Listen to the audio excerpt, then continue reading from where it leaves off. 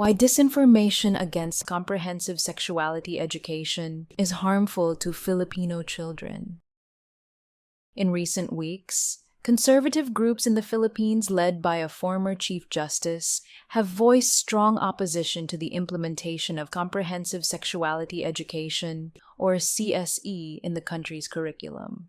They argue that CSE introduces inappropriate content to young learners and is incompatible with Filipino cultural values. However, these claims are not only unfounded, but also pose significant risks to the well-being and development of Filipino children.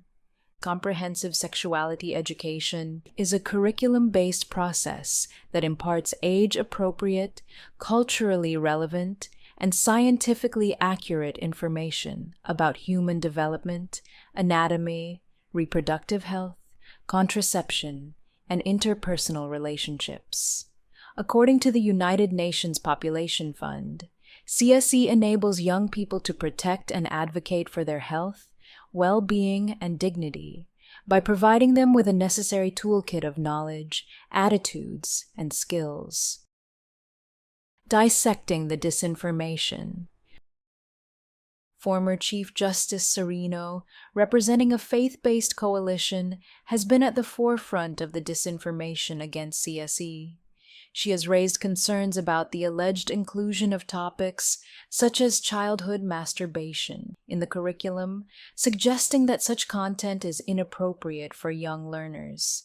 However, these claims have been criticized by various groups for being flat-out wrong, misleading, and taken out of context.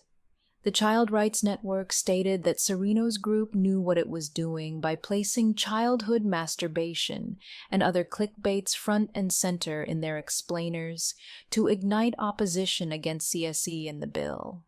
It's essential to understand that CSE is designed to be age-appropriate. For younger children, the curriculum focuses on topics like understanding their bodies, recognizing safe and unsafe touches, and developing respect for others. As they mature, the content evolves to cover more complex issues, such as consent, contraception, and sexually transmitted infections. The World Health Organization emphasizes that CSE gives young people accurate, age-appropriate information about sexuality and their sexual and reproductive health, which is critical for their health and survival. The harm of misinformation. But as a result of this disinformation, several Filipino lawmakers have backed out from supporting Senate Bill 1979 that specifically tackles teenage pregnancy through CSE and other measures. This being an election year in the Philippines, these legislators pander to the conservative ideology that underpins the opposition to the CSE. Consequently, the fate of the Senate bill is in limbo, as the Senate will go on recess very soon. It is clear that Sereno et al. Cynically use disinformation to target these lawmakers, putting them under so much political pressure enough to change their position on the bill. The spread of disinformation about CSE has several detrimental effects. It perpetuates myths and stigmas. By misrepresenting the content and intent of CSE, opponents reinforce harmful myths and stigmas surrounding sexual and reproductive health. This perpetuation can lead to feelings of shame and embarrassment among young people, discouraging them from seeking accurate information or asking pertinent questions. It increases vulnerability. Without proper education, children and adolescents remain vulnerable to sexual abuse, exploitation, and coercion. CSE equips them with the knowledge to recognize inappropriate behaviors and understand their rights, thereby serving as a protective measure against potential harm. It elevates health risks. A lack of comprehensive sexual education contributes to higher rates of unintended pregnancies and sexually transmitted infections among adolescents. The United Nations has highlighted that CSE is central to children and young people's well-being, equipping them with the knowledge and skills they need to make healthy and responsible choices in their lives. Global endorsements of CSE. International organizations have consistently endorsed CSE as a vital component of youth education.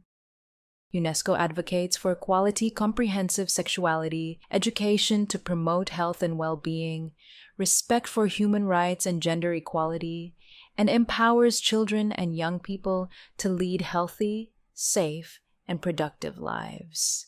UNFPA emphasizes that CSE is a means to empower young people to protect their health, well-being, and dignity. The World Health Organization highlights that CSE provides young people with accurate, age-appropriate information about sexuality and their sexual and reproductive health, which is critical for their health and survival. The way forward. It's imperative for stakeholders, including educators, parents, policymakers, and community leaders, to collaborate in ensuring that Filipino children receive accurate and comprehensive sexual education.